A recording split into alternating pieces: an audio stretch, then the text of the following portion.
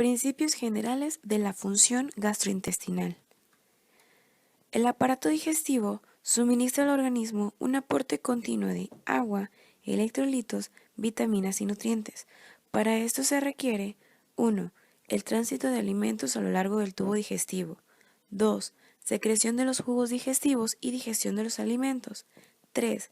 La absorción de productos, vitaminas, agua y electrolitos. 4. Circulación de la sangre por las vísceras gastrointestinales. Anatomía fisiológica de la pared gastrointestinal. La pared intestinal está formada por las siguientes capas. 1. Serosa. 2. Capa muscular lisa longitudinal. 3. Capa muscular lisa circular. 4. Submucosa. 5. Mucosa. La zona profunda de la mucosa contiene haces dispersos de músculo liso. El músculo liso gastrointestinal funciona como un sinsitio. Cada una de las fibras del músculo liso mide de 200 a 500 milímetros de longitud y de 2 a 10 milímetros de diámetro. En la capa muscular longitudinal, las haces se extienden en sentido longitudinal por el tubo digestivo. En la capa muscular circular, lo rodean. En cada haz, las fibras musculares están conectadas eléctricamente unas a otras mediante uniones intercelulares en hendidura. Cada haz de fibras se encuentran separadas por tejido conjuntivo laxo. Actividad eléctrica del músculo liso. Se excita por la actividad eléctrica intrínseca lenta que recorre las membranas de las fibras musculares. Esta posee dos tipos básicos de ondas eléctricas. La primera son las ondas lentas. Estas no son potenciales de acción. Constituyen a cambios lentos y ondulantes del potencial de membrana en reposo. Su frecuencia oscila entre las distintas partes del aparato digestivo, entre 3 y 12 por minuto. 3 en el cuerpo gástrico, 12 en el duodeno y de 8 o 9 en el ilion terminal. El ritmo de contracciones del cuerpo gástrico es de 3 por minuto. Interactúan con las células musculares lisas y unas células especializadas llamadas células intersticiales de Cajal, que son los marcapasos eléctricos. El otro, potenciales en espiga, son verdaderos potenciales de acción. Se generan automáticamente cuando el potencial de reposo de la membrana del músculo liso alcanza un valor más positivo que menos 40 milivoltios. Los potenciales duran de 10 a 40 veces más que los potenciales de acción de las fibras nerviosas y cada espiga llega a prolongarse de 10 a 20 milisegundos. Las fibras nerviosas se deben por completo a la entrada rápida de iones de sodio al interior de las fibras. Las fibras del músculo liso gastrointestinal facilitan la entrada de grandes cantidades de iones de calcio junto a un menor número de sodio. Cambios de voltaje del potencial de la membrana en reposo. El voltaje basal de potencial de membrana en reposo del músculo liso puede cambiar. Cuando se hace menos negativo, va a causar una despolarización. Cuando es más negativo, va a causar una hiperpolarización. Los factores que despolarizan la membrana, que lo hacen más excitable, van a ser 1. Distensión del músculo. 2. Estimulación con acetilcolina liberada de las terminaciones de los nervios parasimpáticos. 3. Estimulación por distintas hormonas gastrointestinales específicas. Los factores que hiperpolarizan y reducen la excitabilidad son 1. Efecto de la noradrenalina o adrenalina. 2. Estimulación de los nervios simpáticos que secretan la noradrenalina en sus terminaciones. Iones calcio y contracción muscular. Los iones de calcio, a través del mecanismo de control de la calmodulina, activan filamentos de miosina de la fibra y generan fuerzas de atracción entre estos y los filamentos de actina, que inducen a la contracción del músculo. Las ondas lentas no propician entrada de iones de calcio en las fibras musculares lisas, solo de iones de sodio. Por sí solas, las ondas lentas no pueden producir contracciones musculares. Control nervioso de la función gastrointestinal, sistema nervioso entérico. Estos van a ser plexo mientérico o de Auerbach, plexo submucoso o de Meissner, fibras simpáticas y parasimpáticas extrínsecas, nervio vago. La diferencia de los dos plexos va a ser que en el plexo mientérico va a haber un aumento de contracción tónica, aumento de su intensidad de contracciones rítmicas, aumento de la velocidad de conducción de las ondas de excitación a lo largo del intestino, aumento de peristalsis. Tipos de neurotransmisores secretados por las neuronas entéricas. 1. Acetilcolina. 2. Noradrenalina. 3. Trifosfato de adenosina. 4. Serotonina. 5. Dopamina. 6. Colecistocinina. 7. Sustancia P. 8. Polipéptido intestinal vasoactivo. 9. Somatostatina. 10. Levoencefalina. 11. Metencefalina. 12. Bombencina. Control autónomo del aparato gastrointestinal. La estimulación parasimpática aumenta la actividad del sistema nervioso entérico. La división parasimpática del intestino se divide en dos porciones, craneal o sacra. El sistema parasimpático craneal va a inervar al esófago, al estómago y al páncreas, en grado menor al intestino. El sistema parasimpático sacro viaja con los nervios pélvicos hacia la mitad distal del intestino grueso y llega hasta el ano.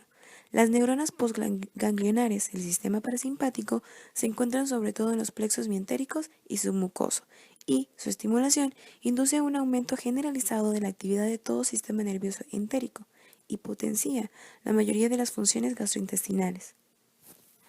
La estimulación simpática suele inhibir la actividad del tubo digestivo. Fibras simpáticas T5 y L2, ganglios simpáticos celíaco y mesentéricos en los que se encuentra la mayoría de los cuerpos de las neuronas simpáticas, de las que emergen las fibras postganglionares que dirigen a todas las zonas del tubo digestivo. Las terminaciones simpáticas liberan noradrenalina, aunque también secretan pequeñas cantidades de adrenalina. Los efectos del sistema simpático se dan mediante un discreto efecto directo de la noradrenalina secretada sobre el músculo liso del tracto intestinal, al que inhibe, y mediante un efecto inhibidor más potente de la noradrenalina sobre las neuronas de todo sistema nervioso entérico. Fibras nerviosas sensitivas aferentes del tubo digestivo. En el tubo digestivo se originan muchas fibras nerviosas sensitivas aferentes. Algunas de ellas tienen sus cuerpos celulares en el propio sistema nervioso entérico y otras en los ganglios de la raíz dorsal de la médula. Estos nervios sensitivos pueden estimularse por 1. Irritación de la mucosa intestinal. 2. Distensión excesiva del intestino. 3. La presencia de sustancias químicas específicas en el intestino. Las señales transmitidas por estas fibras causan excitación o, en determinadas condiciones, inhibición de los movimientos o de la secreción intestinal. Reflejos gastrointestinales. Van a haber reflejos integrados por completo dentro del sistema nervioso de la pared intestinal. Otros reflejos que van desde el intestino a los ganglios simpáticos prevertebrales, desde donde vuelven al tubo digestivo. O reflejos que van desde el intestino a la médula espinal o al tronco del encéfalo para volver después al tubo digestivo. Los reflejos originados en el estómago y en el duodeno, que se dirigen al tronco del encéfalo y regresan al estómago a través de los nervios vagos, van a controlar la actividad motora y secretora. Los reflejos dolorosos, que provocan una inhibición general de la totalidad del aparato digestivo, y los reflejos de defecación, que viajan desde el colon y el recto hasta la médula espinal y vuelven para producir las potentes contracciones del colon, del recto y de los músculos abdominales necesarias para la defecación. Reflejos de defecación. Movimientos de propulsión. El movimiento básico es del tubo digestivo, es el peristaltismo. El peristaltismo es un anillo de constricción en el músculo circular intestinal que se propaga a lo largo del tubo. Es un estímulo habitual, es la distensión del tubo. Irritación química o física del revestimiento epitelial del intestino. Las señales parasimpáticas que llegan al tubo digestivo son el peristaltismo eficaz, que es el plexo mientérico activo. El peristaltismo en dirección oral suele apagarse enseguida, mientras que en dirección anal continúa hasta distintas considerables la suma del reflejo mientírico y el movimiento peristáltico en sentido anal, que es la ley del intestino. En los movimientos de mezcla, en algunas zonas son constricciones persistálticas, mezcla de alimentos, contracciones locales de constricción es de 5 a 30 segundos, puede ser trocear y desmenuzar el contenido intestinal. Tipos funcionales de movimientos en el tubo digestivo son dos, el de propulsión y el de mezcla. En el de propulsión se produce el desplazamiento de los alimentos a lo largo del mismo a una velocidad adecuada para su digestión y absorción, y en el de mezcla contiene el contenido intestinal permanentemente mezclado. Circulación esplácnica. El flujo sanguíneo del tubo digestivo más el flujo del vaso más el flujo del páncreas más el flujo del hígado. Todo este va al hígado por la vena porta, donde pasa por millones de sinusoides hepáticos. El flujo se va por las venas hepáticas de la vena cava. Las células reticuloendoteliales revisten los sinusoides hepáticos, eliminan bacterias y partículas que podrían entrar a la circulación general a través del tubo digestivo. Los elementos hidrosolubles y no grasos como los carbohidratos y las proteínas son transportados hacia los sinusoides. Ahí las células reticuloendoteliales y los hepatocitos absorben y almacenan un medio o 2/3 de los nutrientes. Anatomía de la irrigación gastrointestinal. Después de las arterias circulares se ramifican otras más pequeñas y se distribuyen a lo largo de las heces musculares, hacia las vellosidades intestinales, hacia los vasos submucosos bajo el epitelio. Ahí tienen funciones secretoras y de absorción. Efecto de actividad intestinal y metabólica en el flujo sanguíneo. El nivel de flujo sanguíneo es directamente proporcional a actividad motora del intestino.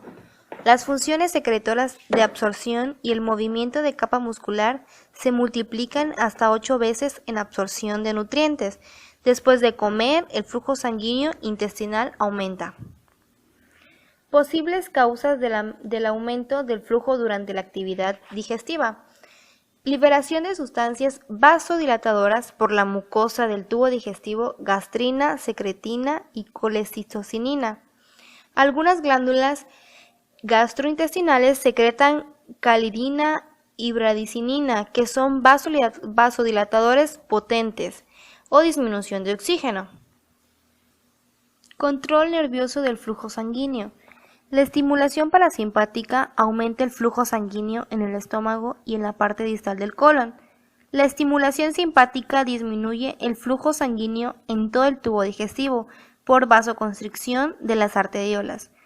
Este flujo sanguíneo regresa a su normalidad gracias al escape de El hígado como órgano es el órgano más voluminoso del cuerpo, que representa 2% del peso corporal, que serían 1.5 kilogramos.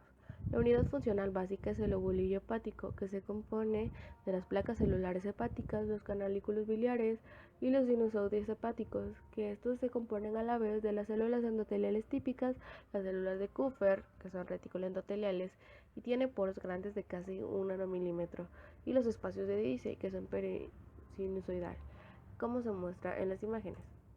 El hígado posee un flujo sanguíneo y una resistencia vascular. La vena porta lleva 1.050 milímetros por minuto a los sinusoides y desde las arterias hepáticas 300 mililitros por minuto más, que son 27% del gasto cardíaco en reposo. La presión de la vena porta a su llegada al hígado será de 9 milímetros de mercurio y de la vena hepática es de 0 milímetros de mercurio. La cirrosis hepática es la destrucción de las células parenquimatosas del hígado, que se reemplaza por tejido fibroso y que acaba contrayéndose en torno a los vasos sanguíneos. Esto hace que la sangre porta encuentre grandes obstáculos para su paso por el hígado. Aumenta mucho la resistencia al flujo de sangre. Las causas serían el etilismo crónico, el exceso de grasa en el hígado, la ingestión de toxinas y el taponamiento del sistema porta por coágulo en la vena porta o sus ramas principales. La linfa que drena el hígado contiene una concentración de proteínas de 6 gramos por decalitro y la alta permeabilidad del epitelio sinusoidal permite la formación de linfa. La mitad de la linfa del organismo en reposo la forma el hígado. Las presiones vasculares hepáticas favorecen la transsudación del líquido de los capilares portales hacia la cavidad abdominal y esto hace que sean elevadas. Si la presión de la vena hepática se eleva de 3 a 7 milímetros de mercurio, esto hace que la transsudación en cantidades exageradas de líquido hacia la linfa sea mayor. Si la vena cava llega a tener una presión de 10 a 15 milímetros de mercurio, el flujo linfático del hígado se multiplica y la transsudación aumenta. La presión capilar del sistema porta del tubo digestivo provoca edema de la parte abdominal y transsudación de líquidos desde la serosa del intestino a la cavidad abdominal. Regeneración hepática. El hígado posee una enorme capacidad de recuperación después de una pérdida importante del tejido hepático, bien por hepatectomía parcial o por una lesión hepática aguda, siempre y cuando dicha lesión no se complique con una infección vírica o con inflamación. La hepatectomía parcial, en la que se extirpa hasta el 70% del hígado, hace que los glóbulos restantes se expandan y el hígado recupere su tamaño original. Esta regeneración es sorprendentemente rápida, tan solo de 5 a 7 días entre las ratas. Durante la regeneración hepática se cree que los hepatocitos se reproducen 1 o 2 veces. Cuando se alcanza el tamaño y el volumen originales del hígado, los hepatocitos revierten a su estado quiescente habitual. Las hormonas implicadas serían la FGH, que es el factor de crecimiento hepatocitario, que es esencial para la división y el crecimiento de los hepatocitos, y el factor del crecimiento transformante B, que es un inhibidor. Las funciones metabólicas del hígado serían básicamente el metabolismo de hidratos de carbono, metabolismo de proteínas y metabolismo de grasas. El metabolismo de hidratos de carbono. Las funciones son formar glucógeno, glucogenia, sintetizar compuestos a partir de intermediarios de los hidratos de carbono, conversión de la galactosa y fructosa en glucosa y el hígado ayuda al control de la glucemia. A esta función se le conoce como función amortiguadora de la glucosa del hígado. Metabolismo de grasas. Las funciones son oxidación de los ácidos grasos para promover energía, la síntesis del colesterol, fosfolípidos y apoproteínas, formar grasas a partir de proteínas. Cerca del 80% del colesterol sintetizado en el hígado se convierte en bilis. Para extraer energía de las grasas neutras, primero se asciende la grasa en glicerol y ácidos grasos, luego se rompen los ácidos grasos mediante oxidación B en las radicales acetilo de 2 carbonos, que forma acetilcoenzima A. Esta a su vez ingresa en el ciclo de ácido cítrico para oxidarse y liberar cantidades ingentes de energía. La oxidación B puede suceder en todas las células del organismo, pero sobre todo de manera rápida en el hígado. El hígado por sí mismo no puede utilizar toda la acetilcoenzima A formada. En su lugar, la acetilcoenzima A se transforma en ácido acetoacético, un ácido muy soluble, por la condensación de 2 moléculas de acetilcoenzima A. El ácido acetoacético de las células hepáticas pasa al líquido extracelular y luego es transportado por el organismo y absorbido por los demás tejidos. Estos tejidos reconvierten por su lado el ácido acetoacético en acetilcoenzima A y después oxidan esta de la manera acostumbrada. Así pues, el hígado se responsabiliza de una parte esencial del metabolismo de las grasas. El metabolismo de las proteínas básicamente es la desaminación de las proteínas, la formación de urea para eliminar el amoníaco, la formación de las proteínas del plasma y la síntesis de otros compuestos a partir de aminoácidos. Así también, otras funciones metabólicas hepáticas serían almacenamientos de vitaminas, como son la vitamina A, la vitamina D y la vitamina B. La vitamina A es la más abundante, que es de 10 meses, la vitamina D de 3 a 4 meses, la vitamina B de 1 año, quizá varios más. El almacenamiento de hierro es otra función. El hierro se une con la apoferrina para formar ferritina. Otra función es ayudar a producir sustancias de la coagulación de la sangre, como son el fibrinógeno, la protombina y el factor 7, y la depuración de medicamentos, hormonas y otras sustancias.